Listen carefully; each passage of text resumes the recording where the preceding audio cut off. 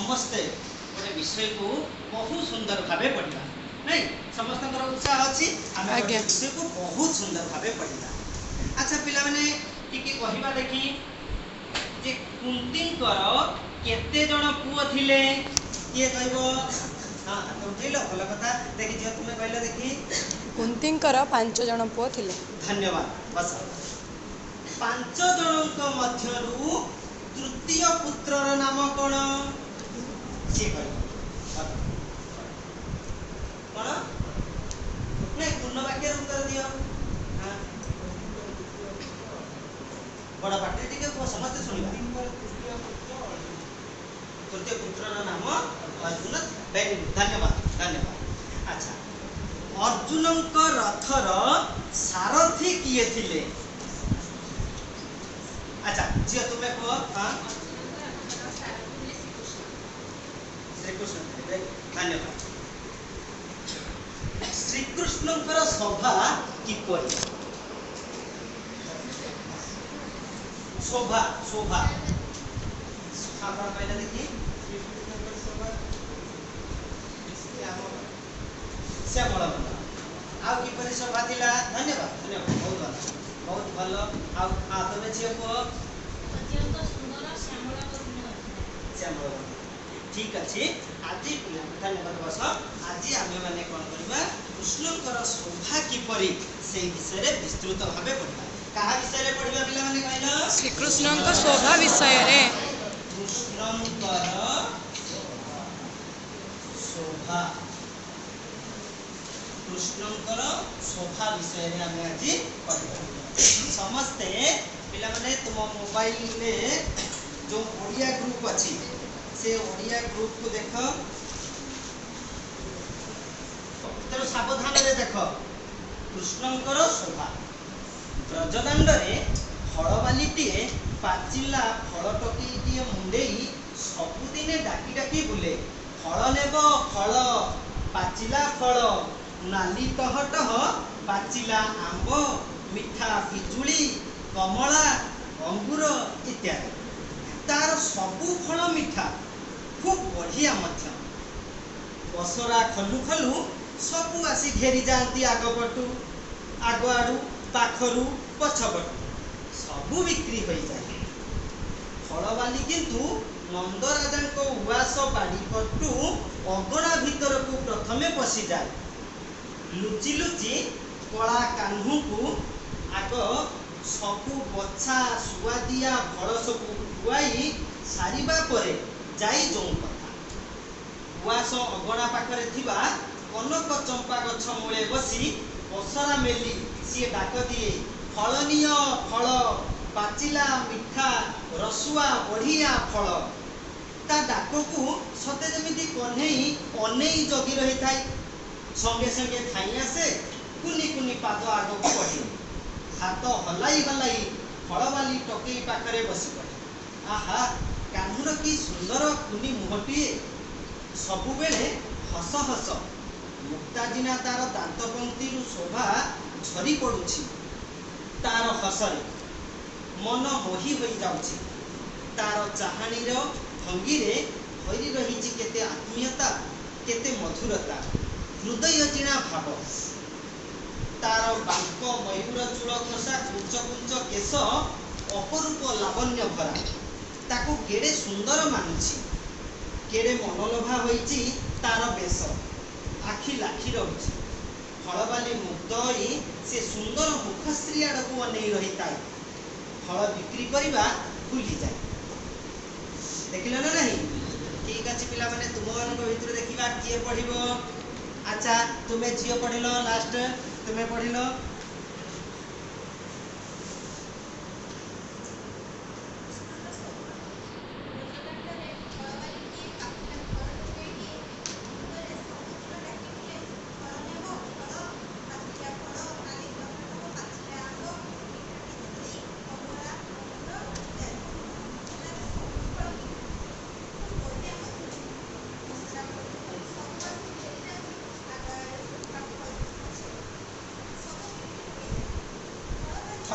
धन्यवाद धन्यवाद। आप किए पढ़िबो देखी तुम्हें पढ़िल तुम्हें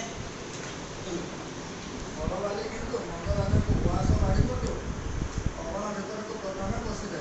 ଲୁଟି ଲୁଟି ଗଲା କାହ୍ନୁକୁ ଆଗସରୁ ବଛା ଶୁଆଳିଆ ଫଳ ସବୁ ଖୁଆଇ ସାରିବା ପରେ ଯାଇ ଦେବତା। ଉଆସ ଅଗଣା ପାଖରେ ଥିବା ଜନକ ଚମ୍ପା ଗଛମୂଳେ ବସି ପସରା ମେଲି ସେ ଡାକିଦିଏ, ଫଳନୀୟ ଫଳ, ପାଚିଲା ଫଳ, ରସୁଆ ବଢ଼ିଆ ଫଳ।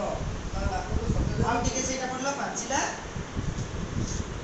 ଫଳନୀୟ ଫଳ ପାଚିଲା ମିଠା, ରସୁଆ ବଢ଼ିଆ ଫଳ। ତା ଡାକକୁ ସତେ ଯେମିତି ଅନେଇ ଜଗିଥାଏ। ବସ ବସ ଜଗି ରହିଥାଏ। ଆଚ୍ଛା ଧନ୍ୟବାଦ। ଆଚ୍ଛା କିଏ ପଢିବ ଦେଖି? ହଉ ତୁମେ ପଢ, ତୁମେ ତୁମେ ଝିଅ ପଢ। ସଙ୍ଗେ ସଙ୍ଗେ ଧାଇଁଆ ସେ କୁନି କୁନି ପାଦ ଆଗକୁ ବଢ଼େ, ହାତ ହଲାଇ ହଲାଇ ହଳବାଲି ଟୋକେଇ ପାଖରେ ବସି ପଡ଼େ। ଆହା, କାହ୍ନୁର କି ସୁନ୍ଦର କୁନି ମୁହଁଟି! ହସରେ ମନ ମୋହି ଯାଉଛି। ତାର ଚାହାଣୀର ସବୁବେଳେ ହସ ହସ। ମୁକ୍ତାଟିଣା ତାର ଦନ୍ତପଂକ୍ତିରୁ ଶୋଭା ଝରି ପଡ଼ୁଛି। ତାର ହସରେ ମନ ମୋହି ହୋଇଯାଉଛି। ତାର ଚାହାଣୀର ଭଙ୍ଗୀରେ ଭରି ରହିଛି କେତେ ଆତ୍ମୀୟତା, କେତେ ମଧୁରତା, ହୃଦୟ ଝିଣା ଭାବ। ତାର ବାଙ୍କ ମୟୂର ଚୂଳ ବସା କୁଞ୍ଚ କୁଞ୍ଚ କେଶ ଅପରୂପ ଲାବଣ୍ୟ ଭରା। ତାକୁ କେଡ଼େ ସୁନ୍ଦର ମାନୁଛି, କେଡ଼େ ମନଲୋଭା ହୋଇଛି ତାର ବେଶ। ଆଖି ଲାଖି ରହୁଛି। ହଳବାଲି ମୁଗ୍ଧ ହୋଇ ସେ ସୁନ୍ଦର ମୁଖଶ୍ରୀ ଆଡ଼କୁ ଅନେଇ ରହିଥାଏ। ଫଳ ବିକ୍ରି କରିବାକୁ ଭୁଲିଯାଏ। ଧନ୍ୟବାଦ। ବସ। ଆଚ୍ଛା ପିଲାମାନେ ତୁମେ ସମସ୍ତେ ପଢିଲ। ଆମେ ପଢିବା ସମୟରେ ଟିକେ ଖାଲି କୋଉଠି କିଛି ରହିଗଲା କହିଲ, ଟିକେ ସମସ୍ୟା ରହିଲା। ଆଚ୍ଛା ଝିଅ ପ୍ରଥମେ ଉଠିଲ, ତୁମେ ପଛରେ ପ୍ରଥମ ଶବ୍ଦଟା କଣ ଲେଖା ହେଇଛି ଦେଖିକି କହିଲ? କଣ? ଖଲୁ। ଖଲୁ ନୁହେଁ, ଖୋଲୁ। ଥରେ ଓକାର ଅଛି, କଣ ଅଛି ଶବ୍ଦଟା? ଖୋଲୁ। ଆଚ୍ଛା ଧନ୍ୟବାଦ। ବସ। ଆଚ୍ଛା ଆଉ ଗୋଟେ ଶବ୍ଦ ଅଛି, କଣ କହିଲ? ତୁମେ ଉଠିଲ, ତୁମେ। ହଁ, କଣ ଶବ୍ଦଟା ଲେଖା ହେଇଛି କହିଲ? ଏଇ ଶବ୍ଦଟା କଣ? କଣ ବଡ ପାଟିରେ କୁହ? ନନ୍ଦ ରାଜାଙ୍କୁ। କଣ ଅଛି? ନନ୍ଦ ରାଜାଙ୍କୁ। ଧନ୍ୟବାଦ। ବସ। ଆଚ୍ଛା ଆଉ ଗୋଟେ ଶବ୍ଦଟିଏ ଅଛି, କଣ କହିଲ? ମୟୂର। ଏଇ ଶବ୍ଦଟା ତୁମେ ବୋଲିଲ ଦେଖି। ମୁହଁଟିଏ। କଣ? ମୁହଁଟିଏ। ମୁହଁଟିଏ। ପଢୁଥିବା ସମୟରେ ସିଏ ପଢିଥିଲା କଣ କହିଲ? ମୁହଁଟି ନୁହେଁ, କଣ ଅଛି ଶବ୍ଦଟା? ମୁହଁଟିଏ। ମୁହଁଟିଏ। କଣ ଅଛି? ମୁହଁଟିଏ। ଧନ୍ୟବାଦ। ଆଚ୍ଛା ଆଉ ଗୋଟେ ଶବ୍ଦ ଅଛି, ବସ ବସ। ଧନ୍ୟବାଦ। ବସ। ଆଚ୍ଛା ଏଇ ଶବ୍ଦଟା କଣ ଅଛି କହିବ ଦେଖି? ତା ନାଁ ବି କଣ? ମାନସ। ତୁମ ନାଁ କଣ? ମାନସ ରଞ୍ଜନ। ମାନସ କହିଲେ ଦେଖି ଏଟା କଣ ଅଛି? କଣ? ଭଲ କି ଉଚ୍ଚାରଣ କର। ମୟୂର।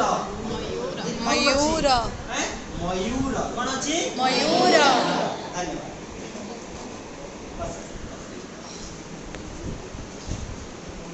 ଆଚ୍ଛା ବିଷୟଟିକୁ ଆମେ ପଢିଲେ ସାମାନ୍ୟ ବୁଝାଗଲା ନା ନାହିଁ?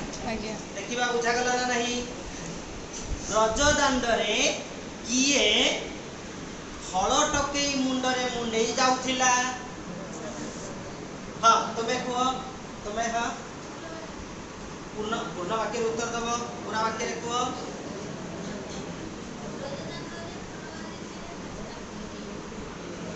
ବଡ ପାଟିରେ କୁହ। ଫଳ ବିକୁଥିଲା, ମୁଣ୍ଡରେ ମୁଣ୍ଡେଇ ଯାଉଥିଲା। ହଉ ଧନ୍ୟବାଦ। ଆଚ୍ଛା ହଳବାଲି କାହାର ଉଆସ ପଛ ଆଡକୁ ଆଗ ପଶିଯାଏ? କିଏ କହିବ? ଆଚ୍ଛା ହଁ ତୁମେ କହିଲ। ହଳବାଲି ନନ୍ଦରାଜାଙ୍କ ଉଆସକୁ ପଛ ଆଡ଼ୁ ଆଗେ ପଶିଯାଏ। ନନ୍ଦରାଜାଙ୍କର ଉଆସ ପଛ ଆଡକୁ ଆଗ ପଶିଯାଏ। ଧନ୍ୟବାଦ। ବସ। କାହାର? ତୁମେ ବସ। କାହାର ହସ ଓ କୁନି ମୁହଁଟିଏ? କାହାର? ହଁ କହିଲେ ଦେଖି।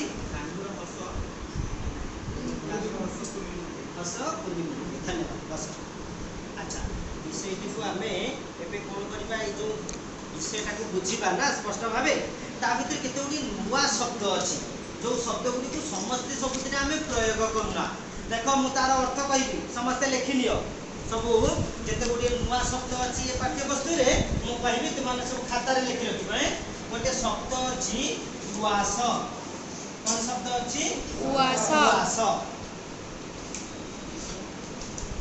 साधारणतः पूर्व काल रे राजा महाराजा जमीदार बा धनी व्यक्ति माने जो बड़ बड़ प्रासाद करी घर करी रहउतिले सेई प्रकार घर को उवास बोली कहा जाए। बुझिल ना नहीं? अच्छा ताले उवास बुझिल जदि किए कहि परिबो उवास भितरे केउ माने रुहंती ना समूह रे कहबा मु पचारि समस्त को पचारि झियो पछ झियो कहबो पूर्ण वाक्य रे उत्तर दियो। पूर्ण वाक्य रे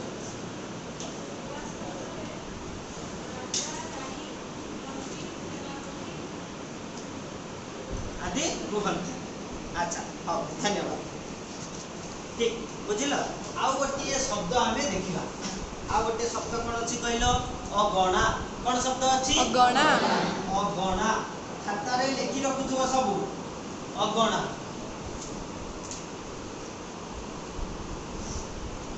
पूर्व काल रे घरर अगणा रे समस्ते जोता बा साइकेल आदि रखुथिले। पूर्व काल रे घरर अगणा रे समस्ते जोता और साइकेल आदि रखुथिले। एबे नहीं एबे जोता भीतर को नहीं जाउछंती किंतु पूर्व काल रे अगणा रे ही रखुथिले। घरर अगणा रे सुंदर करिबा पई फूल गछ आदि लगा जाय। समस्ते निज निज घरर अगणा को सुंदर करिबा पई प्रतिनित्य सफा रखंती। बुझिल ना नहीं? हैं अगणा शब्दर अर्थ बुझिल? अच्छा किए कहबा देखि अगणा शब्द लगै आ गोटे वाक्य किए कहि परिबो? हां तमे जे को पूजा पाई अगणा रे तुलसी गछ पूजा पाई सत कथा बढ़िया कथा धन्यवाद। अच्छा अगणा शब्दर अर्थ किए कहि परिबो? अगणा शब्दर अर्थ ताले कोन हबो ना हाथ दे सब कहि समिति कहि बनी। अगणा शब्दर अर्थ हां तमे जे को कोन घरर आग को हमें अगणा बोली धन्यवाद बस। अच्छा समिति आउ गोटे शब्द अछि कोन? दांत। कोन शब्द अछि? दांत। दांत शब्दर पर्याय शब्द होछि कोन? अद्रिकटक। लिखि लियो दांत शब्दर पर्याय शब्द कोन? अद्रिकटक। आउ गोटे पर्याय शब्द कोन अछि? रज। कोन अछि? रज। आउ गोटे पर्याय शब्द कोन अछि? कुंज। कोन अछि? कुंज। आउ गोटे पर्याय शब्द भी कहबी कोन? दशन। कोन अछि? दशन। दशन। समस्त लिखि नबा दशन। ठीक। अच्छा आउ गोटे पर्याय शब्द किए कहि परिबो? हां तमे को हैं जो ब्राह्मण ना ना दुई थर जार जन्म होउतबार ताकू द्विज कुआ जाय से हला ब्राह्मण। द्विज माने दांत नुहे।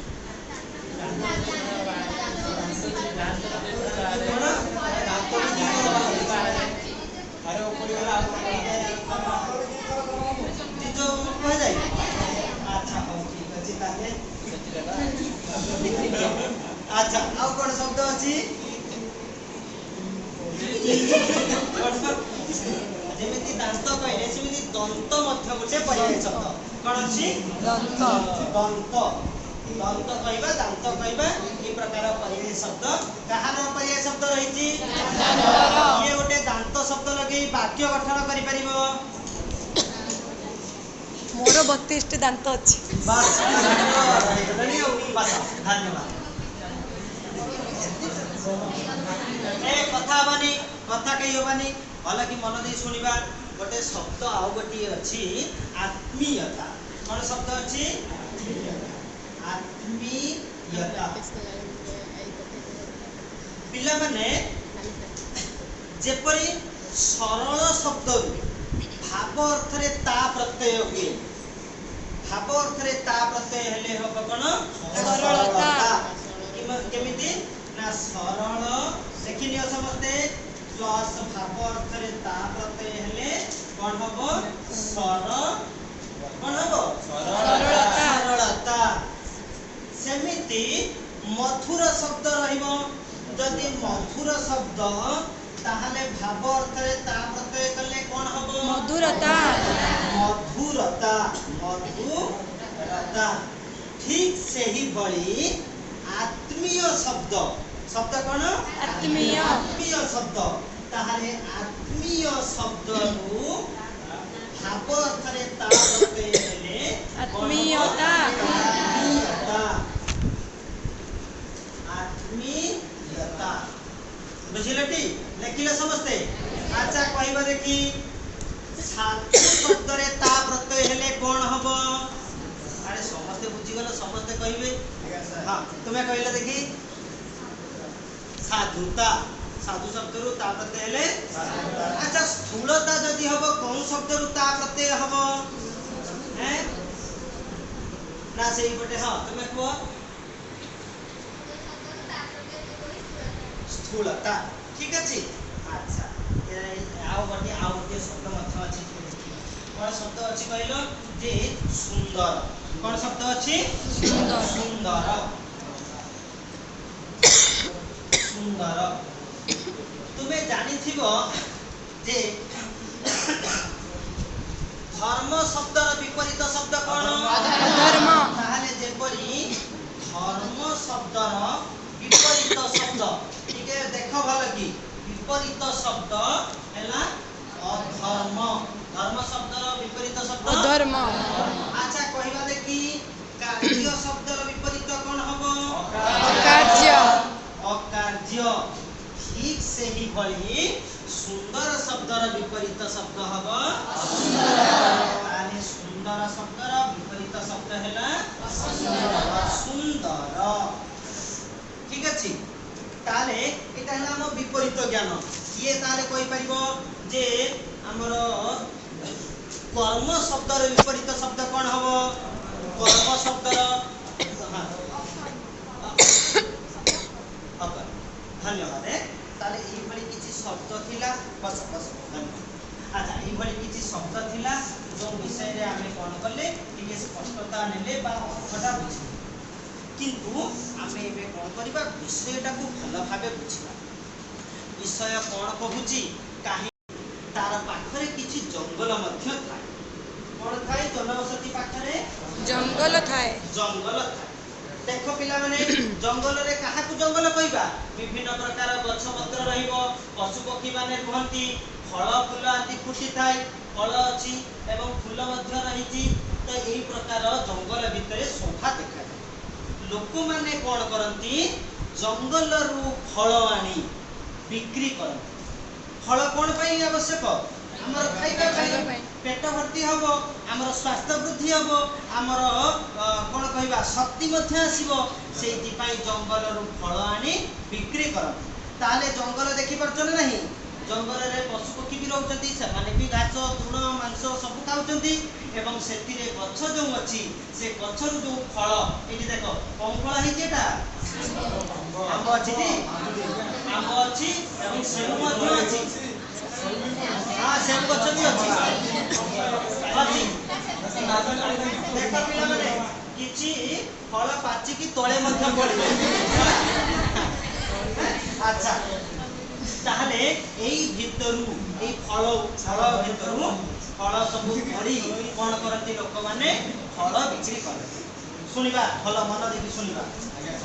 ଆଚ୍ଛା ଯେଉଁ ଫଳ ଯିଏ ବିକ୍ରି କରେ ଯଦି ସ୍ତ୍ରୀ ଲୋକ ହେଇଥାଏ ତାକୁ କୁହନ୍ତି ଫଳବାଲି।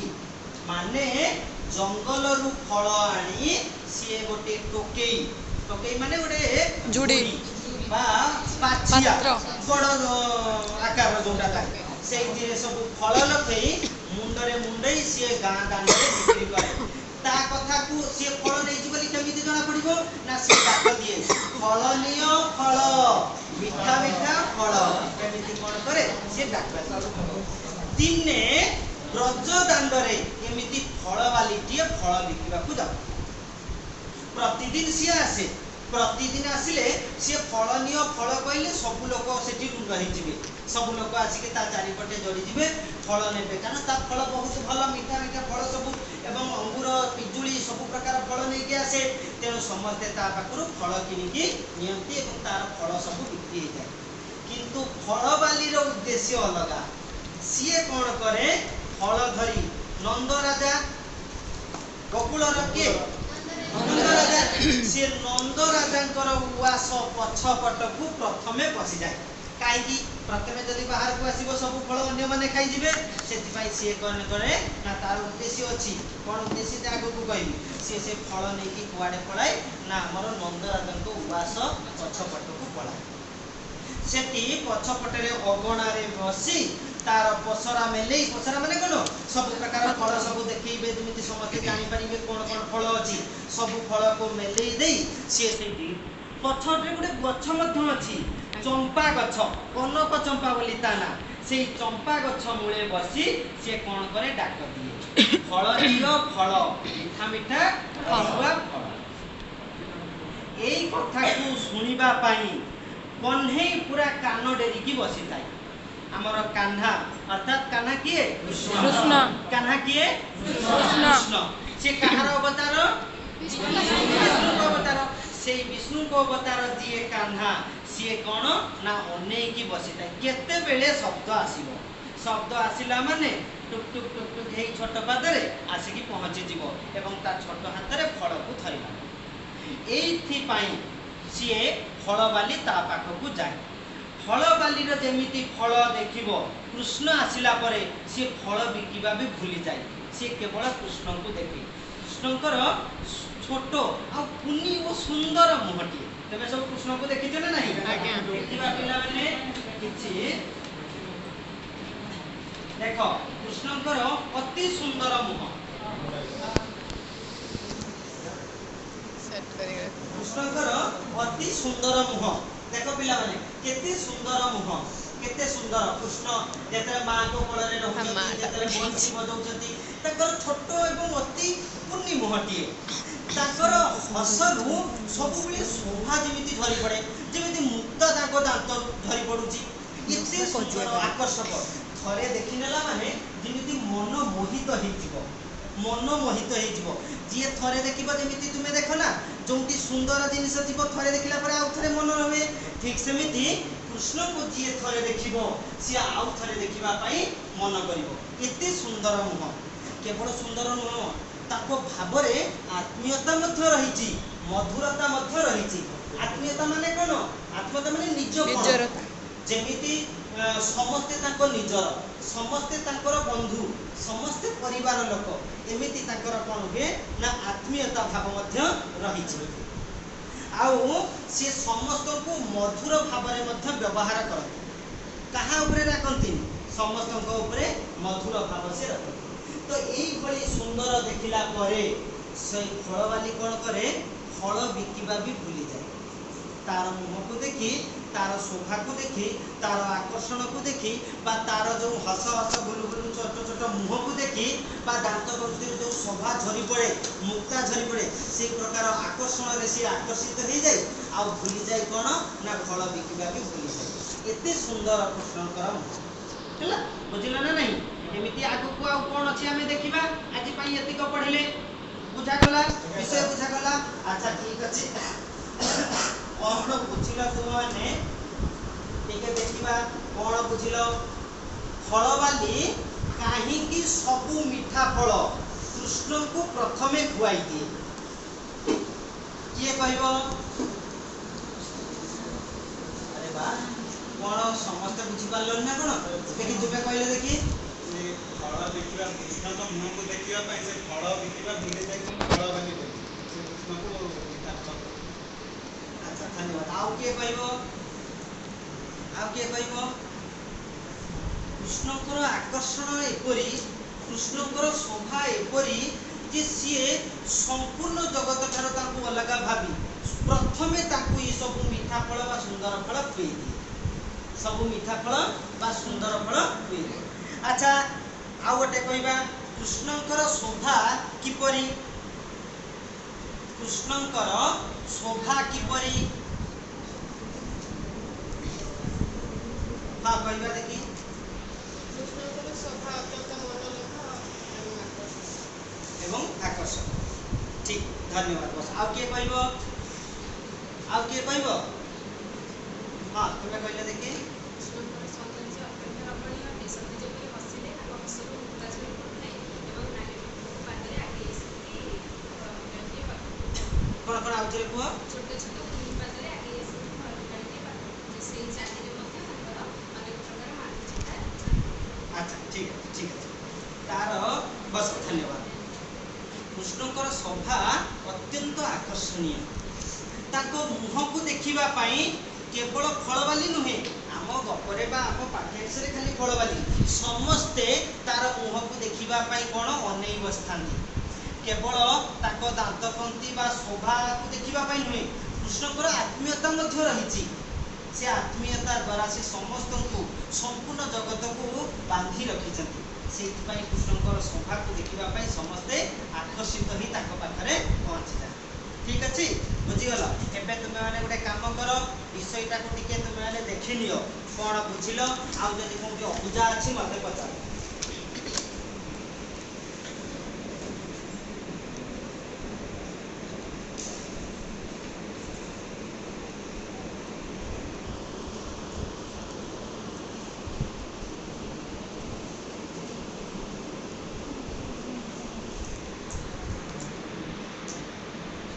ठीक अच्छे पिलाने देखिनेल।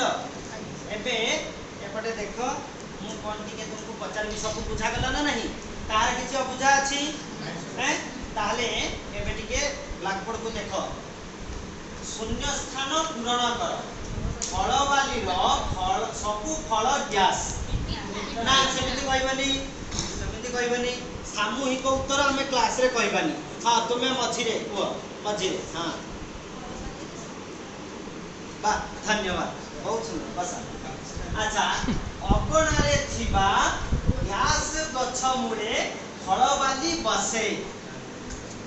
ये कहिबो चंपा ये कहि नाही टोटली ये तुमे कहि। कनक चंपा गछ मूले फलवाली फूल वाले बसे। फूल हैं ठीक है धन्यवाद। अच्छा वाक्य निर्माण कर। लाखी लाखी शब्द को लगे कि किए वाक्य कहबो। हां जी तुम्हें को। हां तुम्हें तुम्हें କୃଷ୍ଣଙ୍କର ଚାହାଣୀ ଆଖି ଲାଖିଲା ପରି ହୋଇଯାଏ।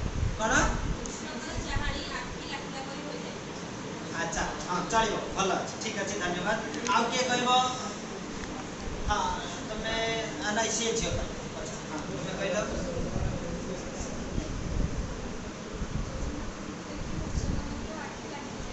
लाखी हुई रही जाए। वाह सुंदर कथा, बहुत सुंदर। बस जो आध्यात्मिक कथा ना, जगन्नाथ को देखिला परे समस्त को आखि लाखी हुई रही जाए। अच्छा सेमिति आउ गोटे शब्द अछि चाहाणी। चाहाणी शब्द लगे कि वाक्य कहबो। ये कोन कहउछि जे कोनटा कहउना कोन कोनटा अछि काहे पाखरे। आई आ 10 मिनिट परे पचारबा। आ 10 मिनिट हौ ताले चाहाणी गोटे शब्द अछि। चाहाणी शब्द को लगे कि वाक्य गठन करिवो। हां तुमे को तुमे कोन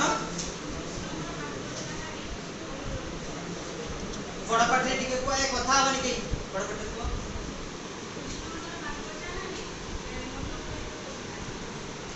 सुगर बात चाहाणी मन मोहित करिथिला। अच्छा ठीक है धन्यवाद। आउ के कहबो। आउ कनक शब्दर अर्थ के कहबो। हां तुमे प्रथमे कहिदिलो तुमे कह तुमे मुसा दी थर बोछ आज्ञा सुना बा सुवर्ण बोली हम कहबा। देखि लियो समझते कनक शब्दर अर्थ हैला सुना बा सुवर्ण। ठीक अछि। एबे किछि हां बस धन्यवाद। किछि घर पाई काम दउची तुमे माने घरे करि आनिबो। देख कृष्णଙ୍କ शोभा विषय 10 धाड़ी लेखि आनिब समस्त खातार लेखि लियो कृष्णଙ୍କ शोभा विषय 10 धाड़ी लेखि आनिब। द्वितीय प्रश्न है कृष्णଙ୍କର अन्य आध्यात्मिक कथा पढ़ी आसिब कृष्णଙ୍କର अन्य आध्यात्मिक कथा पढ़ी आसिब। आ गोटे वाक्य गठन कर रसुआ ओषा आउ मुखश्री 3टा शब्द रहा है वाक्य गठन करिए कौन रसुआ ओषा मुखश्री ठीक अच्छे लिखिने समस्ते धन्यवाद ताले आज एति कथा आमे पुणी आग क्लास रे या पाखरु आउ किछि अधिक पढ़िबा धन्यवाद एतिक सही एबे बंद कर।